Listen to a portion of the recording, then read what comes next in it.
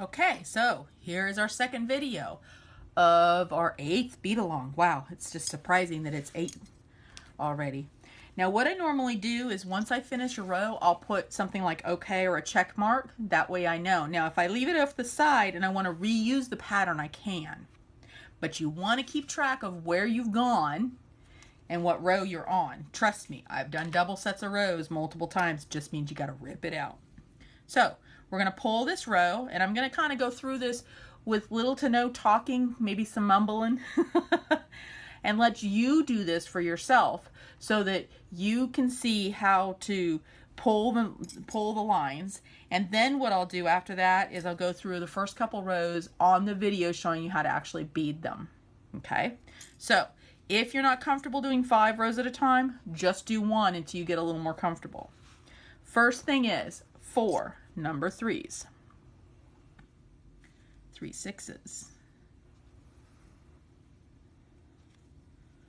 1 1, 10 3s, 2 4 6 8 10. And you'll notice that the beads kind of follow along for me. That's just years of practice. You will get the hang of it. You'll get your tool that you like the best. You'll get your way to pull the rows the best. Maybe it's 10 rows, maybe it's 3. Whatever you like is where you're going to find your comfortable space at. I have been beading and doing bead weaving for over 40 years now. I started out when I was about 4 years old, and my mother gets a kick out of telling everybody that she has pictures of me in kindergarten passing out bead woven bracelets. Of course, they were very generic and the beads were much bigger, but still, I did it. And both of my kids started beading at about age 3 to 4, and they both still do bead. My daughter does peyote sometimes. My son just does basically stranding, but he still loves to bead and hand out homemade Christmas presents.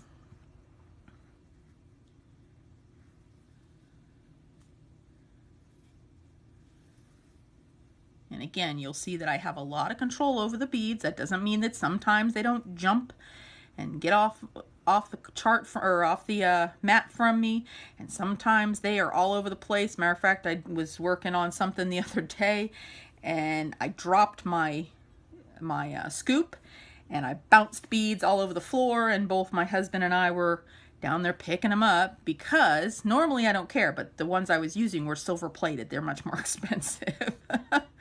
Okay, 2 4 6 8 10 and 11. All right, I have 5 rows. So now what I'm going to do is I'm going to mark on my sheet that I did those rows, and I'm going to set that aside. Now, this is where you left off. One of the things that is important is that you remember which side was the right and which side was the left. Only this first time is that kind of important. And the reason is so that you get it the right direction on the pattern. Okay? So, we're going to do the same thing. We're going to pick up 2, and we're going to fill the downs and make them ups, or fill the downs and go through the ups, whichever way is easier for you to remember. So you're going to pick up 2 and fill the down. See how it's down here? Let me get a little closer. See how it's down here? And we're going to go through the up. And when we do this, that's the other side of that saying, is that they now become the ups. And that's where the next row is. So from now on, except for those first couple rows, all you're going to do is pick up 2, fill the down, and go through the up. And by doing that, you make it an up. So you fill the down and go through the up. And you're going to do this all the way across.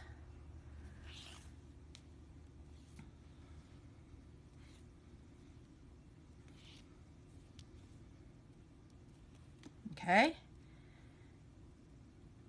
There you go. So I'm going to pick up 2. I'm going to fill the down and go through the up. Fill the down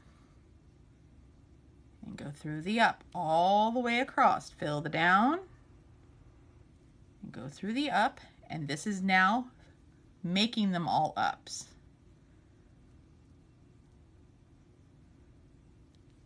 So here's what you do. Once you're done with this row, and you pull it tight, okay, on that same row, you go back to your very first beads and pull back just a little with your fingernail. You don't even have to have fingernails, just pull those beads a little and pull that tension tight. And you're going to turn your work over. And now, where you've left off, look, now you have a down. So you're going to pick up 2 beads and you're going to fill the down and go through the up. And look what happens. Now that becomes an up. So as you're going, you can pull 1 row at a time. You can pull 5 rows. You can do a whole sheet if you want. However you want to do it, as long as you can keep it organized. You're going to always pick up 2. You're going to always fill the down, go through the up,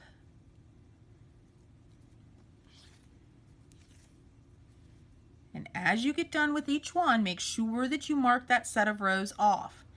Now, one of the nice things about doing the bead along is that you have the choice to go from video to video. Okay? And what that means is that this process of actually doing the bead weaving and making the basic bracelet may take some people a day. It may take some people a week. It is up to you for how long it takes you. It is up to you whether you get it or not right away or have to watch the video 2 or 3 times. Okay? I'm always available for questions either via Facebook message or you can email me. All right? But once you get the hang of it, then all you need to do at that point is continue beading until the pattern is done. Once the pattern is done, you will go on to the next video. Again, if you're not sure you're doing it right, please let me know. I will send you photos. I will talk you through it. I'll even do a live chat if you need me to. My goal is to teach you how to do this and so that you can bead along with us. Okay? So, go ahead and keep going. You may skip to the next video if you would like. What I'm going to show you on the next video is how to wind in what's called the dead tail that we had wrapped around our pinky. And this will also show you how to stop and start threads when you run out of thread. Okay? So, skip to the next video, ask me questions, and either way, I will see you soon. Have fun!